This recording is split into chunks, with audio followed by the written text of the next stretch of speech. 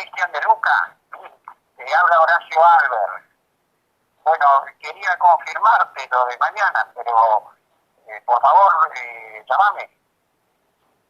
Me podés llamar hasta las 10:30 de la noche, 11.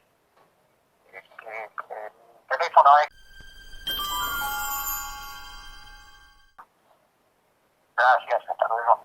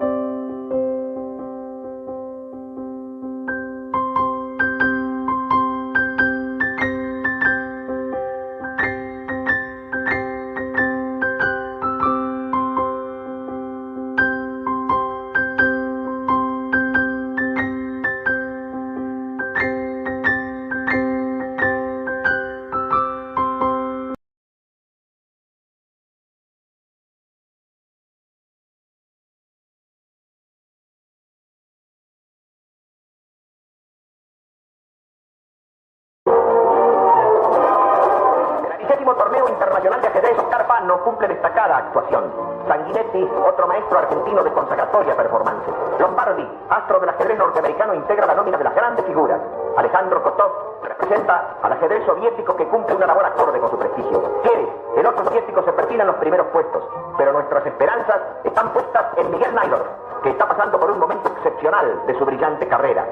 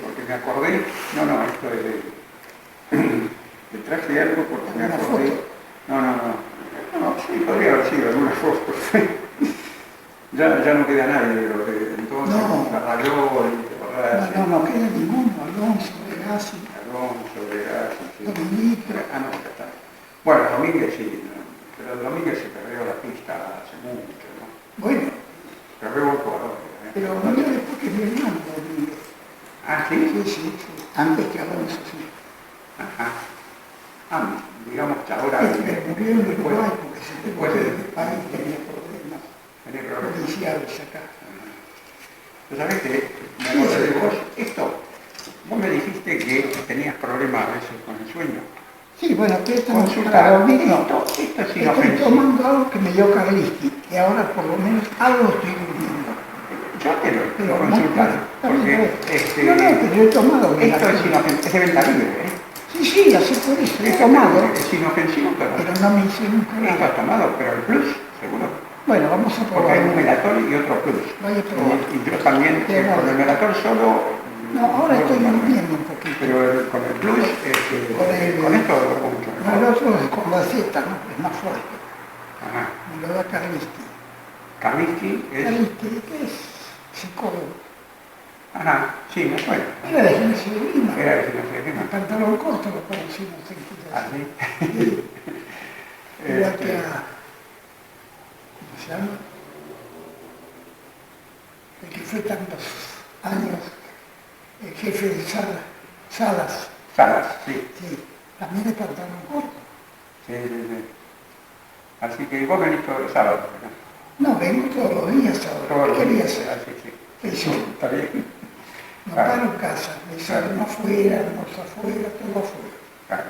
Y vas por allí por la... ¿Cómo es? Porque Ignacio no. No, Ignacio no, el otro, el que era del ejército, ¿cómo es? No, Cofa. No, va más Cofa. Sí. No, fui socio en una época, me hizo socio de Prepomí, y a Fulajón y el coronel Castellanos, que era tan... Ah, porque yo tengo a mi oculista, que está unas puertas después de Cofa. Cofa, sí. ¿No? Sí, El centro Quintana. oficial fue así en Quintana, exacto. Y siempre que voy más o menos 2 veces al año al oculista. Sí, 161. Y entro allí y a veces pregunto por vos, ¿te conoces? No. Bueno, No me conoce nadie, no quedó nada. no, pero en el La barrio Jerez no. dijeron que sí. ¿En dónde? ¿Ahí en Quintana? Sí, me dijeron, fíjese, No, si nadie está, me conoce. ¿no? No. Es más, ya la Jerez no existe en Cofa, Ah, no. porque estaba Roncón y Comodoro y se fue en desacuerdo con la medida de la comisión y quedó, no queda nada. No sé. Y hace poco jugamos un torneo en el Jockey Club. Me invitó Garbarino, lo jugué por eso. Pero me dijeron, alguien me comentó que ganaste en ping-pong hace poco. No, ping-pong sí, acá jugué Jugando el ping-pong. martes, viernes y Como sábado. cuando tenía 30 años.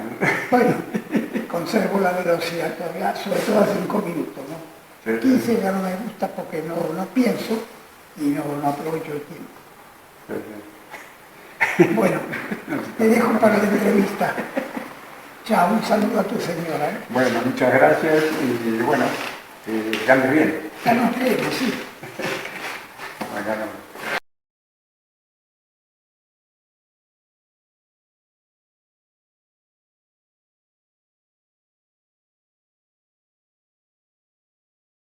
¿Qué tal, Horacio? ¿Cómo le va? Buenas tardes. Muy bien, buenas tardes, Bueno, Cristian. perfecto. Bueno, es un gusto, como le decía, para nuestros televidentes poder instruirse principalmente con usted, que fue testigo de parte de la historia del ajedrez. Así que bueno, voy a comenzar por el rito habitual, que es preguntarle en dónde nació y a qué edad empezó principalmente a tomar contacto con el ajedrez, ¿no? Sí. Bueno, nací en el barrio, vendría a ser cerca de Constitución, era Tacuarí, Cochabamba. Después ya a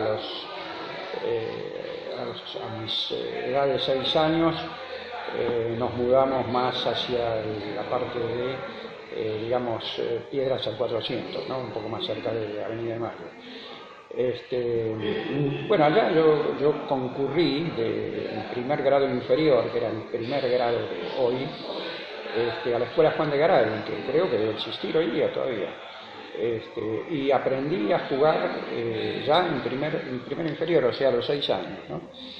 ¿Quién le enseñó? Me gustó mucho, me enseñó en casa, mi hermano, un primo, en fin, también personas del mismo colegio, y me gustó mucho, tanto que competía con alumnos de quinto y sexto grado de entonces, mucho mayores que yo, ¿no?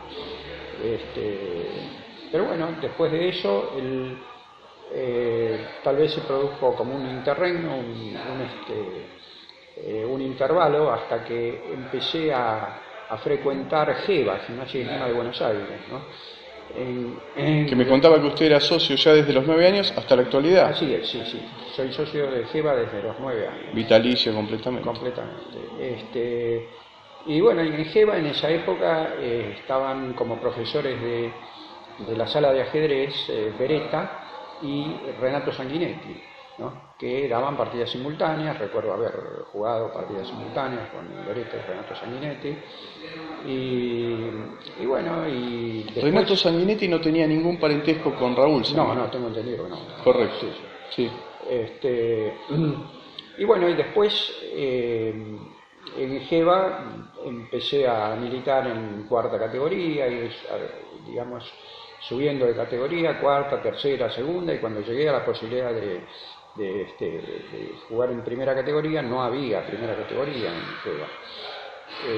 Y entonces me inscribí acá en el Club Argentino. ¿Se hizo socio del Club Argentino? Me hice socio del Club Argentino. ¿Para qué época? Y eso tal vez estamos hablando del año, debía ser posiblemente 52, 53, más o menos, ¿no? Que era la época que, bueno, frecuentaban en el club, Naidor se lo veía frecuentemente. Había una persona que no sé si has tenido noticias de ella, de Dan Benningson. Me han comentado, sí. Un excelente jugador. Un excelente jugador. Y que fue después uno de los importantes directores de la Comisión de Energía Atómica, ¿no? Él llegó a jugar con Fischer allá en Estados Unidos. Eso no sabía. Sí, me han contado. Era muy buen jugador. No jugó así profesionalmente ni figuraba en torneos, pero se lo conocía mucho acá en el club argentino, ¿no? Claro, y sobre todo en partidas rápidas me dijeron que jugaba muy bien. Partidas rápidas eran muy buenas, sí. Bueno, nos dijo que ingresó a GEBA principalmente en sus comienzos, luego pasó por el Club Argentino. Quería preguntarle qué libros influyeron en su formación, cuáles lo impresionaron más que nada, y qué ajedrecista modelo de la historia tomaba usted como referencia. Claro, bueno, a mí siempre me gustaron mucho y aprendí mucho de los libros de Roberto Grau, ¿no? De los 4 tomos de Grau, sacando el primer tomo, que bueno, prácticamente es la enseñanza del juego, ¿no? Los movimientos. Los movimientos, a partir del segundo tomo, que ya van los ejercicios de combinación y partidas tácticas, y luego estrategia superior en el tercer y cuarto tomo, ¿no? Me parece que es lo mejor para formar un jugador, ¿no? En esa época también había quienes leían Linsovich, pero a mí Linsovich no, lo vi muy complicado siempre, ¿no? Tanto el libro como es Mi Sistema como la práctica de mi sistema, me gustaba más Grau, y por supuesto el libro base de Capablanca, ¿no? Fundamentos del ajedrez. Claro, quizá el libro de Ninsovich tenía una especie de lenguaje un poco enredado, porque él utilizaba analogías y demás, ¿no? Sí. No era estrictamente técnico como el de Grau. Sí, efectivamente. Correctamente. Bueno, y recuerda, por ejemplo, haber asistido a algunos eventos importantes del ajedrez de aquella época. Yo le voy a mencionar algunos. Tenemos, bueno, quizá usted recuerde cuando Pano se consagró campeón mundial juvenil. No, eso sí, por supuesto, sí. Yo jugué con Pano 3 veces, las 3 veces me ganó muy bien. Que es cogeneracional suyo, Pano, porque son los dos del mismo año, nacieron. Sí, Pano tiene, creo que 6 meses nos quedó. Correcto. Un poco más, sí. Y no, Carr es un brillante jugador, es un brillante estratega del ajedrez, ¿no? Eso sin ninguna duda. Así que ¿usted recuerda 1953 cuando él vino de Dinamarca con Julio Bolbochán? Fue una sensación en ese momento. Exacto, claro, así es, porque era épocas del gobierno peronista, ¿no? Sí, en ese sentido sí, pero digamos teníamos un equipo que que competía con los mejores del mundo, ¿no? Era siempre, bueno, siempre no, en esos años era la Unión Soviética y nosotros nos disputábamos el segundo lugar con Yugoslavia, ¿no? Medalla plateada, Era sí. aquel equipo que lo formaban Grigori, Trifunovic, y bueno, ahora no recuerdo. El equipo yugoslavo, claro. El equipo yugoslavo.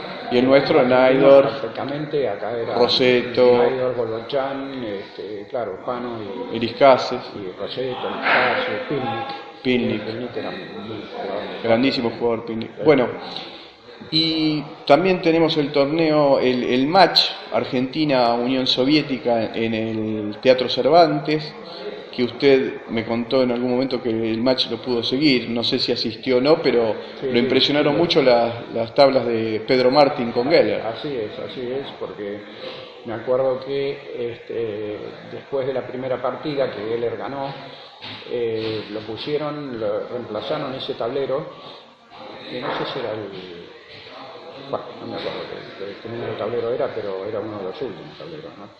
Claro. El quinto o el sexto. Claro, porque él jugó en reemplazo de Carlos Hugo Maderna de La Plata, Exactamente. que había perdido la primera La primera partida, partida la perdió. lo ponen a Pedro Martín, que era un jugador absolutamente inesperado, o sea, nadie se Sin imaginaba. embargo, le empató las tres partidas. Tres partidas con Geller, a hizo Tim tablas. Geller, sí, Tim Geller, que era uno de los soviéticos más temidos, ¿no?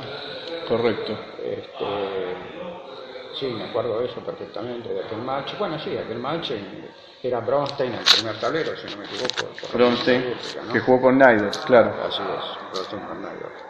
Bueno, y era la época precisamente en que usted destacaba, porque estamos hablando del año 54, que es cuando usted participa en el torneo argentino juvenil, llegando a la ronda final. La ronda preliminar se jugó en Termas de Río Hondo y la ronda, digamos, el último turno fue acá en el Club Argentino.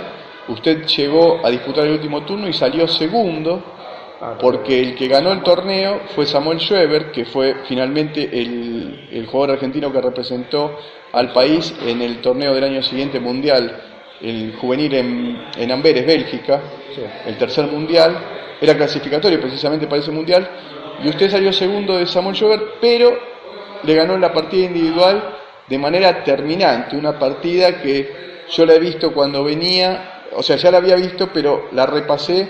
Es notable tácticamente porque usted sacrifica la dama, que la tenía en H4, corona un peón dama, con jaque, retoma la pieza, todas las piezas en el aire, le ganó de manera concluyente a Samuel Schweber. Pero el torneo lo ganó. El torneo lo ganó él, pero bueno, realmente fue, digamos, su primer puesto de relevancia, la primera vez que destacó. Sí. ¿Qué recuerda de aquel torneo?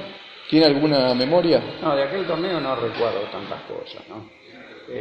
Más me acuerdo de ya al año siguiente, ¿no? En el 56 sí tuve que, en el 56 ya participé en el torneo Nacional Selección, que era un torneo muy difícil en aquella época, ¿no? Y lo gané. Y me dio derecho a participar en el campeonato argentino, que fue el campeonato argentino del 56, que ganó Raúl Sanguinetti. Claro, que en ese torneo selección me dijo que habían jugado Reinhardt, Sí, otros jugadores también importantes, ¿no? Thorgalsen, Melamedov, sí, había algunos jugadores fuertes. Y usted se terminó declarando ganador del torneo, Sí, fue clasificando para el... campeonato argentino. Sí. ¿Y en el campeonato argentino cómo le fue del 56? Bueno, y en el campeonato argentino bastante bien, porque ganó Raúl Sanguinetti, segundo fue Casas, y Fernando tercero Casas. Cuarto yo empaté con Espósito, ¿no? Y ambos todavía sacamos medio punto al Iscase, nada menos que un jugador como el Iscase, ¿no? Nada menos que Erich Eliscase. ¿Y los jugadores principales, Naidor, Pano, no habían jugado aquella vez? No, ese torneo sí, quedó desierto, digamos, de los jugadores, digamos, internacionales fuertes. Guimar, ¿no? Guimar también, sí. Exactamente. Así que después de ese torneo... Bueno, ese torneo lo clasifica usted para el gran hito de su vida, que fue el gran torneo de Mar del Plata, el Magistral de Mar del Plata 1957. Exactamente, entré yo dentro de los que entraban por primera vez. Me acuerdo que también entró Incuto, si no me equivoco, sí, Incuto, Berensen, creo que, bueno, fue... Podemos diagramar el torneo de la siguiente manera. Sí, sí. El torneo se disputó en Mar del Plata, como era habitual en los tradicionales magistrales, pero la última parte se jugó acá en el Club Argentino, usted me dijo. Exactamente, sí. Bueno, jugaron los mejores ajedrecistas del país, Najdorf, Pano, Sanguinetti, Rossetto, etc.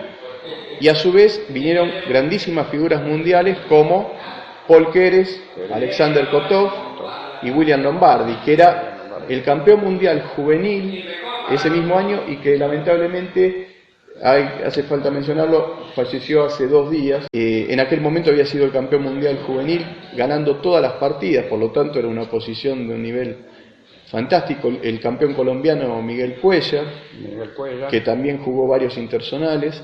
Exactamente. Bueno, y usted se enfrentó con toda una oposición fantástica. Primero que nada, me contó que lo alojaron con Héctor Rossetto. Así es. Sí. ¿Cómo fue el trato de Rossetto con usted, que estaban en habitaciones estábamos compartidas? En habitaciones contiguas, además, y bueno, no, muy bueno, realmente yo con Rossetto me llevé muy bien, lo considero una excelente persona, aparte es un muy buen jugador, y incluso llegamos a ir a la playa algunas veces juntos, no me acuerdo si varias, pero creo que 2 por lo menos, ¿no? Y ¿almorzaban también? Hemos almorzado juntos. ¿Él tenía un trato paternal con usted o de jugador profesional, digamos? No, porque no era... Rossetto en ese momento tendría 34, 35 años, yo creo, por lo menos esa era la... Sí, 35 años, sí. Un poco más, sí. Y realmente hicimos un tiempo de buenas relaciones, así de amistad. ¿No practicaban en conjunto? No, prácticamente, digamos, terminadas las partidas, no se hablaba nada de ajedrez, no sé si nada, ¿no? Pero se hablaba de otros temas, ¿no? Se conversaba de otros temas normalmente, ¿no? De todas maneras, usted le ganó la partida individual. Yo le gané la partida individual porque Rossetto se confió mucho en mi juventud, quién sabe, en que me podía desorientar con jugadas de espera, pero yo seguí la lógica, ¿no? Y bueno, él hizo tantas jugadas de espera y como para tratar de como desorientarme o ver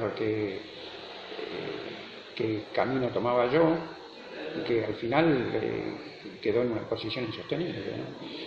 Quedó en una posición insostenible y nada, perdió. Lo cual fue toda una sorpresa porque ya Rossetto era un jugador consagrado. No solo había sido campeón argentino, sino representante olímpico, subcampeón en Olimpiadas con medalla de oro. Exacto. No es nada menor. Claro.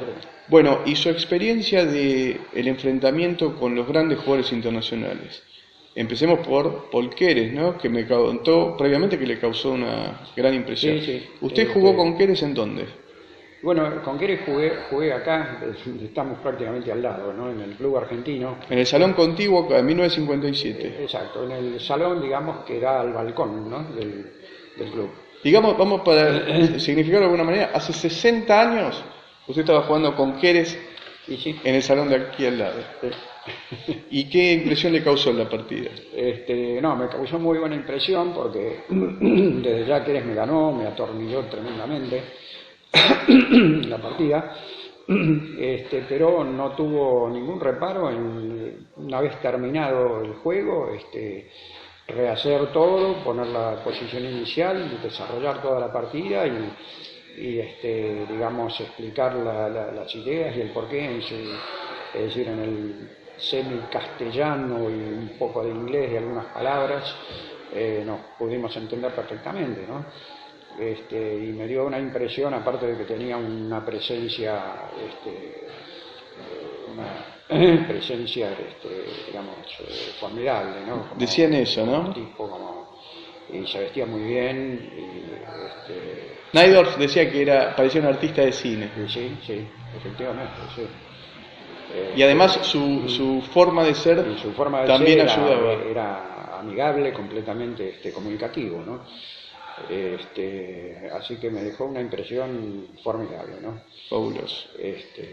Que no fue lo mismo con Kotov. No, Kotov era de otra manera. Kotov era muy amigo de Najdorf, ¿no? Se los veía conversar muchas veces, pero era otro estilo, ¿no?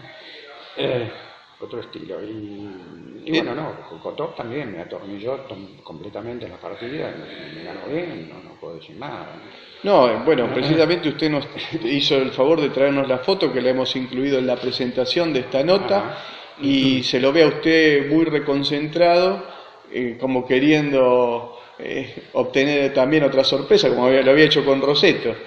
Pero bueno, fue un rival de fuste. Además, Kotov era, además de un fortísimo jugador, era un personaje importante, de poder dentro del ajedrez soviético. Correcto. Y con Lombardi, que eran casi generacionales, Y ¿no? con Lombardi, bueno, no, con Lombardi yo cometí un error en la apertura. Dicho sea de paso, es bueno hacer el recuerdo, precisamente es muy oportuno ahora, ¿no? Sí, me ganó muy bien porque explotó ese error y bueno, el resto de la partida, no me acuerdo hasta si continuó hasta la jugada 35, 38, traté de defenderme lo mejor posible, pero él tenía una ventaja de material importante, ¿no? Así que ahí no hubo chance, no hubo vuelta de darle. Correcto. ¿Y qué otras partidas ganó? Le ganó a Cuellar, que es la partida que vamos a mostrar al final del video. Sí, lo sorprendí a Cuellar con una maniobra en la apertura. No, digamos que las importantes fueron a Rosetto y a Cuellar, ¿no? Esas fueron las que ganó. ¿Y alguna tabla, algo más? No, sí, tuve algunas tablas, sí, no recuerdo ahora exactamente. ¿Cómo quedó finalmente su saldo al terminar el torneo? Dijo, bueno, me enfrenté con todos estos jugadores. Mi saldo quedó en un total de 6 puntos. ¿Y usted estaba más que conforme? Sí, estaba conforme, sí. Tal vez podría haber estado un poquito más alto en la tabla, ¿no? Porque, por ejemplo, en el campeonato argentino yo salí por arriba de Berentzen y de Incuto, y en el de Mar del Plata, no. Incuto y Berentzen estuvieron un punto y medio arriba mío, ¿no? Pero, ¿cómo es? Sí, tal vez jugaron mejor. Por ejemplo, Berentzen era un jugador, no sé qué habrá sido él después, pero era un jugador muy duro, ¿no?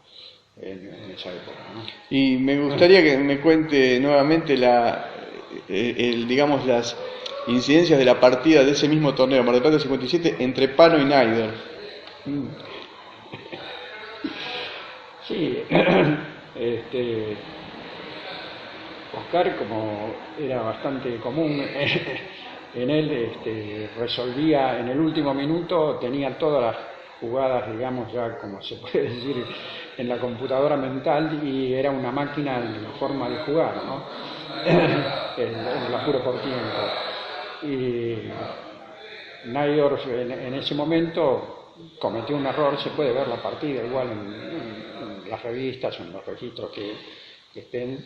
Y qué pibe, qué suerte que tenés. Otra vez, no puede ser, porque en esa época Pano le ganaba de manera continua. Le ganaba, lo tenía de hijo prácticamente. Claro. Un notable, ¿no? Y Najdorf, con su forma extrovertida, siempre era el que llamaba la atención en los torneos. Así que bueno, aquel torneo fue fantástico, jugado, me dijo, en el provincial, otra parte acá, y sé que también enfrentó en simultáneas a grandes jugadores. He visto unas planillas suyas. Jugó con Trifunovic. Sí, con Trifunovic se hizo esto. Creo que yo era primera categoría acá del club, no recuerdo exactamente en el año que fue.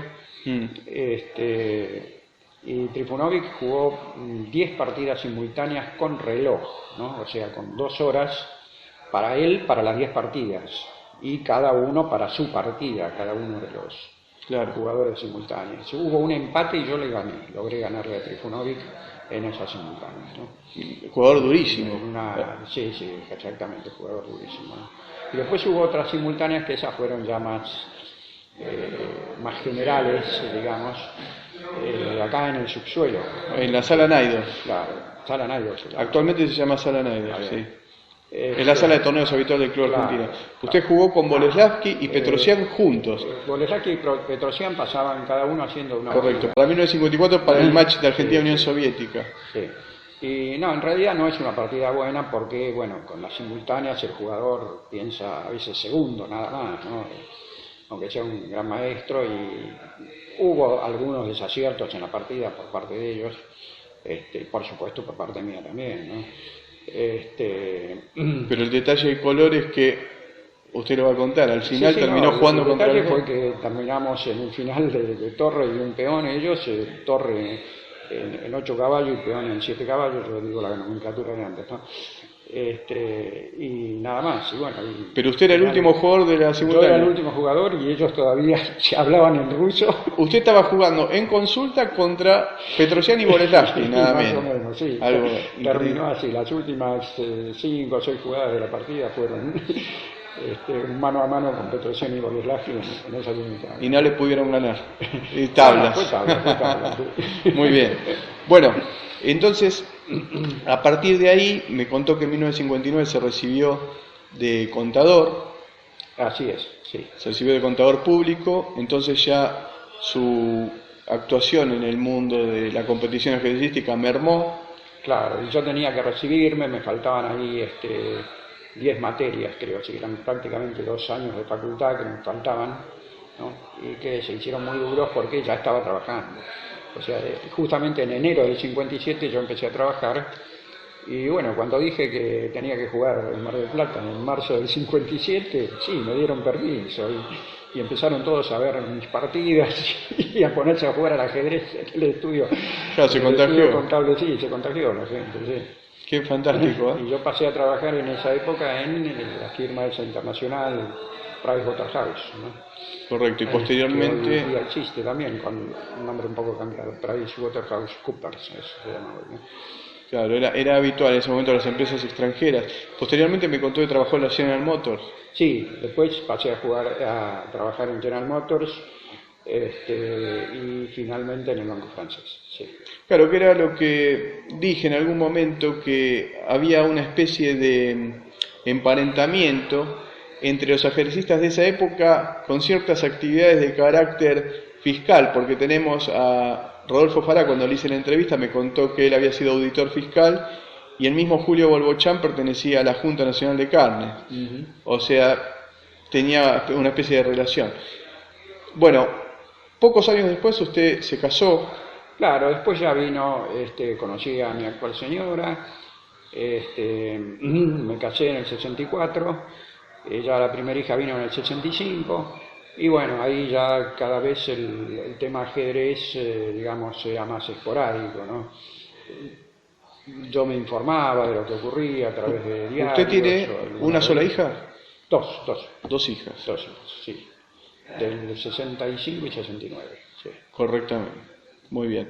Y entonces, digamos, en estos 53 años de casado que lleva, obviamente con las responsabilidades que lleva una familia, mermó su participación en los torneos, dándole más entidad precisamente a su carrera y su trabajo en las grandes firmas. Sí, yo prácticamente dejé el ajedrez casi por 40 años.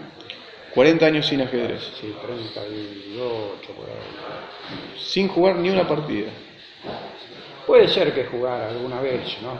Alguna partida esporádicamente, pero no, o que viera alguna partida esporádicamente, pero no ya con una práctica regular, ¿no?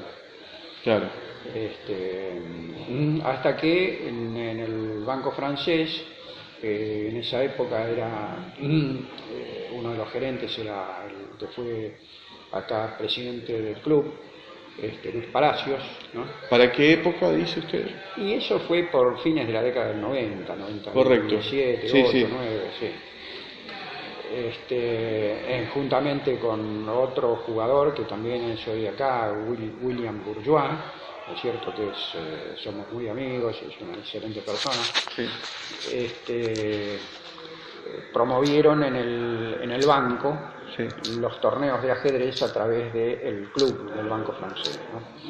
Y bueno, desde entonces que el club del Banco Francés, dentro de sus actividades, que tenía otras, generalmente los clubes se hacen para el fútbol, ¿no? Está desarrollando el ajedrez con torneos periódicos, ¿no? Se hacen 2, 3, 4 torneos en el curso del año. Y usted, que era empleado del francés, vio ajedrez y dijo, esta es la mía. Claro, no, sí, lógicamente, se hizo hecho para rescatar y que volvieran a jugar todos aquellos que tenían interés o que habían jugado antes, ¿no? Firpo también es... Ricardo Firpo. Ricardo Firpo, que creo que juega bastante seguido. Sí. Es uno de los habituales animadores de los torneos del Banco Francés. Sí, que ha ganado más de uno también. Correcto. Bueno, eso fue para fines de los 90 y después el Banco Francés empezó, era la época de los torneos de confraternidad entre las empresas.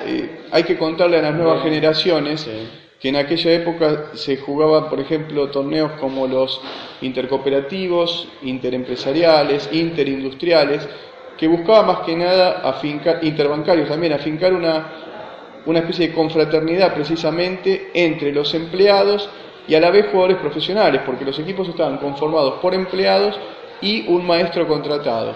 Recuerdo, por ejemplo, siempre el torneo interindustrial, que llegó a ser muy importante, con muchas ediciones, en las cuales participaron incluso 40 empresas en alguna edición de las principales del país, siendo finalmente, cuando se disolvió a principios del año 2002, 2003, por ahí, Siemens era la única que había participado de las 40 ediciones, la empresa alemana. Sí. Así que, bueno, y yo recuerdo que en los torneos empresariales que organizaba el maestro Fide Alfredo Roca en la extinta, lamentablemente, confitería Richmond, usted participaba para el equipo del Banco Francés. Así es, sí. Allí me he enfrentado con jugadores muy buenos, entre ellos, por ejemplo, Schroeder, ¿no? Varias veces estuve como primer tablero, ¿no? Sí.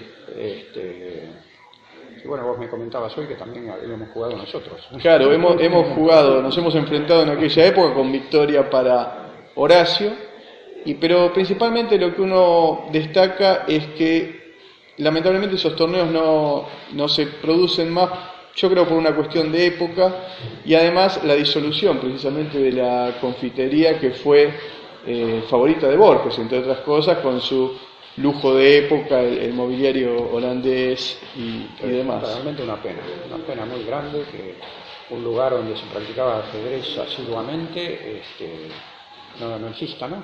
Y que no haya ningún otro. Claro.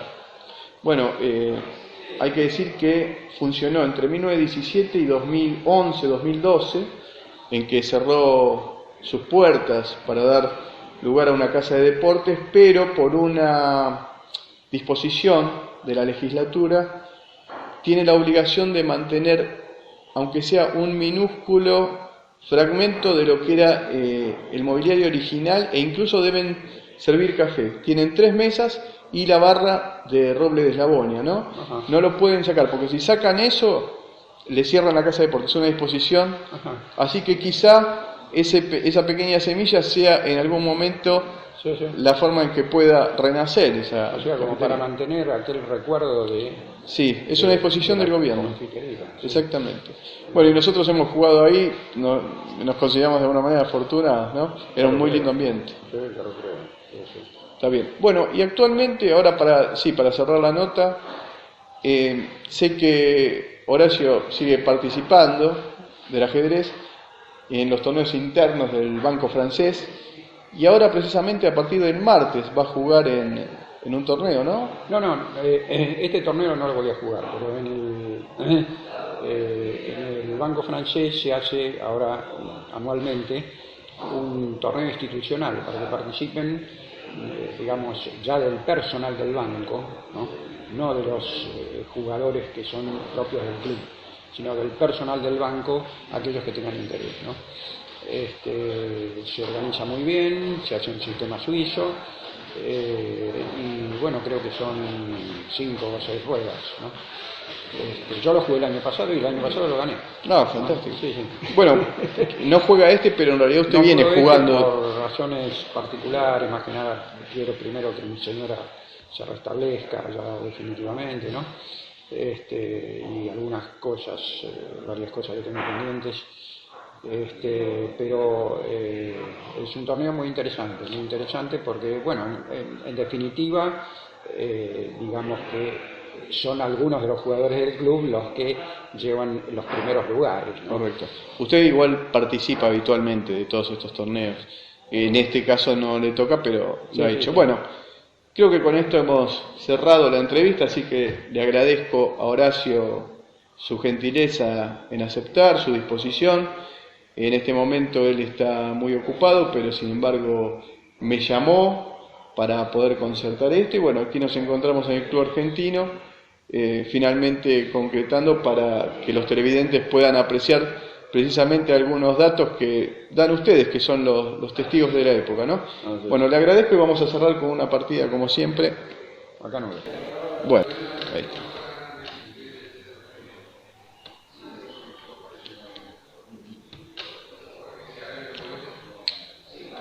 En aquella partida con Samuel usted también había jugado peón dama. ¿Ah, sí? Sí. Sí, más o menos recuerdo. Bueno, acá tengo esto.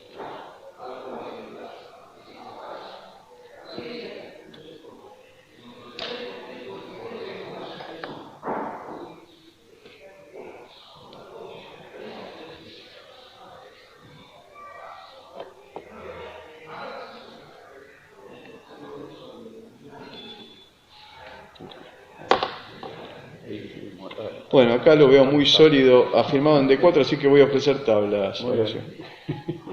Muchas gracias.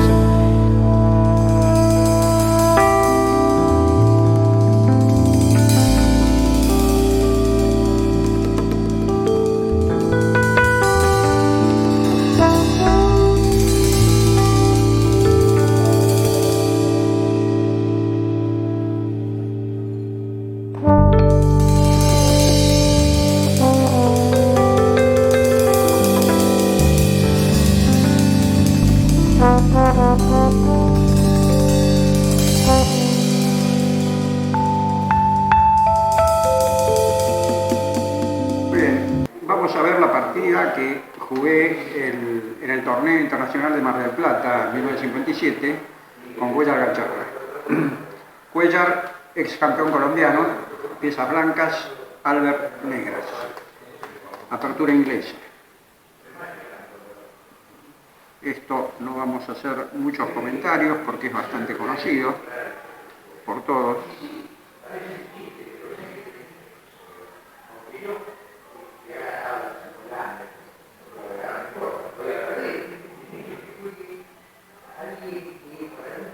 En este momento yo había previsto ya en análisis caseros, lo que se llamaba en aquella época análisis caseros, la jugada que podía hacer el blanco y había preparado una réplica un poco sorpresa, ¿no?, a la jugada del blanco.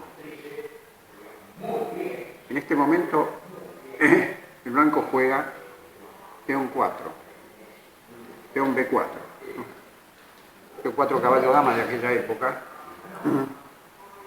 y oh sorpresa, yo lo tenía calculado, me tomo el peón, ¿no? Entonces viene la máquina de jaque y caballo A5 rey, típico de esta posición, jaque de dama, única para salvar el alfil, y caballo acá, dejando en una posición aparentemente bastante incómoda al negro, ¿no?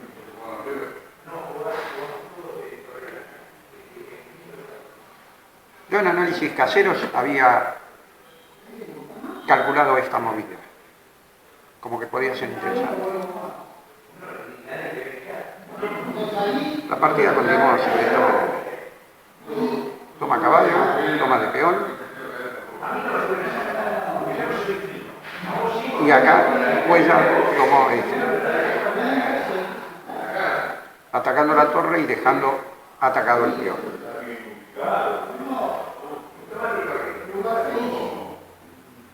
Con esa jugada se defiende el peón. La dama volvió acá. Posiblemente lo que está amenazando ahora es tomar el peón con el alfil, ¿no? Entonces se defiende. Cuellar se enroca. Yo me enroco.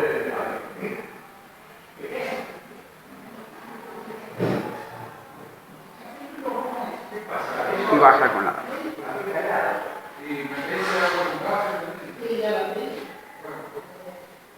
El negro trata de simplificar las pocas piezas activas que le quedan al blanco y pues ya no tiene más remedio que tomar.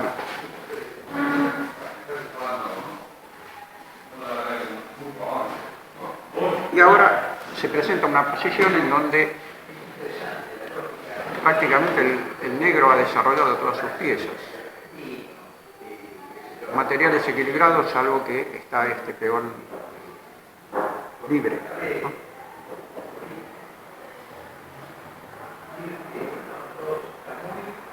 Y la partida continúa de esta manera. El problema del blanco es el desarrollo del flanco, ¿no? El desarrollo del flanco dama. Para prevenir esta jugada, lo mejor es esto y al mismo tiempo dar aire a la dama para activarla.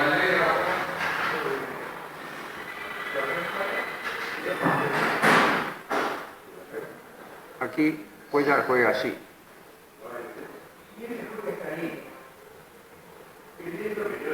La partida continúa de esta manera,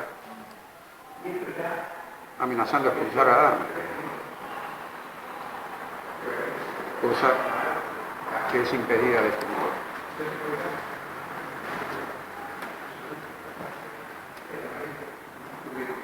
El negro está aparentemente posicionalmente mejor.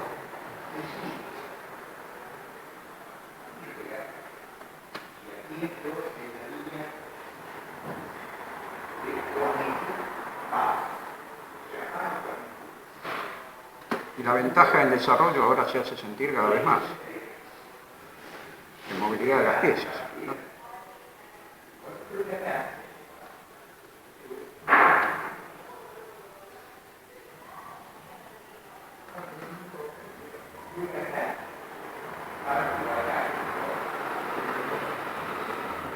Cuellar lo que trata de hacer es reaccionar por el flanco rey, contraatacar, porque ve que su situación en el flanco dama es muy comprometida y trata de lograr algún contraataque en el flanco rey.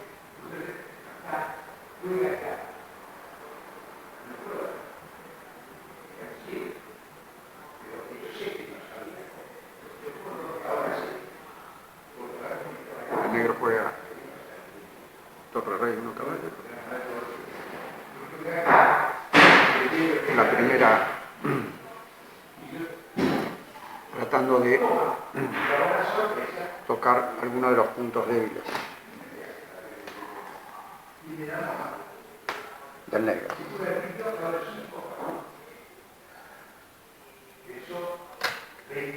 La partida continúa de este modo y entonces el negro atiende la parte central y ahora amenaza avanzar el peón.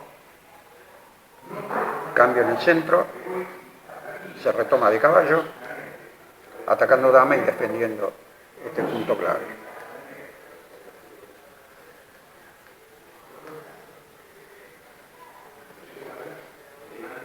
El negro juega allí y el blanco juega allí y el negro empieza a ganar material. En este momento ya tiene un peón de ventaja.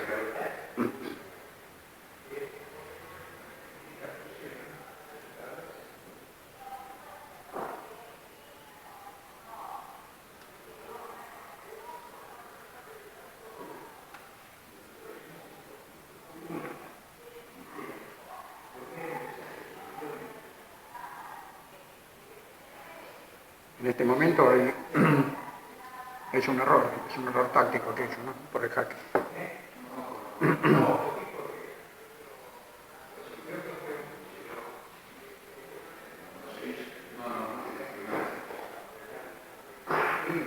Toma de dama y Cuellar pierde la calidad.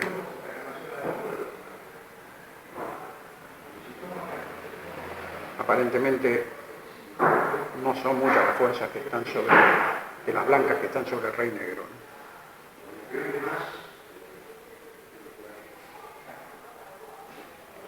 Dama acá, amenazando mate en una.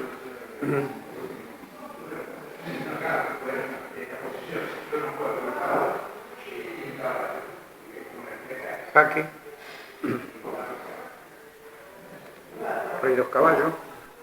Torre por peón. Jaque. Dama por torre. Caballo por dama. Está previa torre por alfil, jaque. Rey 2 caballos y rey 2.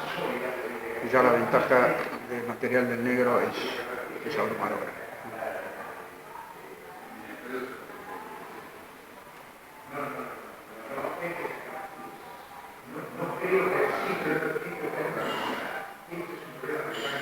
La partida sigue. Jaque. Rey 2 caballos y dama toma. Hay que tener un poco de cuidado por la indefensión, ¿no?, de las piezas. Al negro le falta coordinar un poco sus... Toma torre por peón jaque.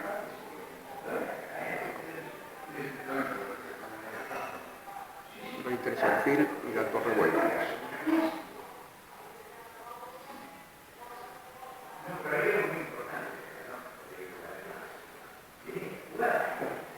Jaque. Y ahora se busca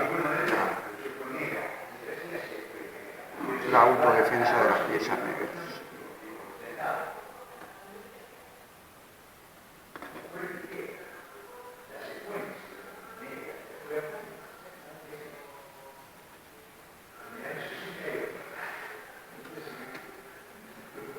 Acá ya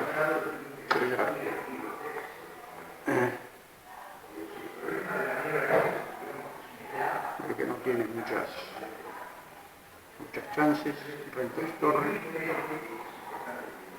y el negro defiende la base.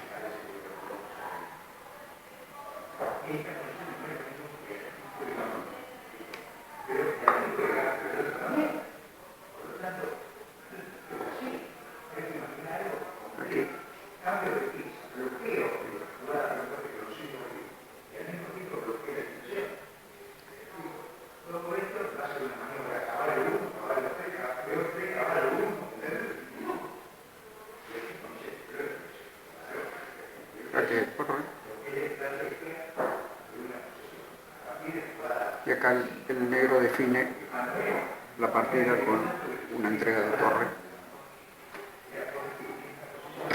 Torre por peón, única dama por torre y peón 4 caballo mate. Bueno, es una partida en donde la apertura definió casi, se puede decir, el esquema posterior y fue una sorpresa indudablemente para las blancas esa toma del peón de B4 con el alfil.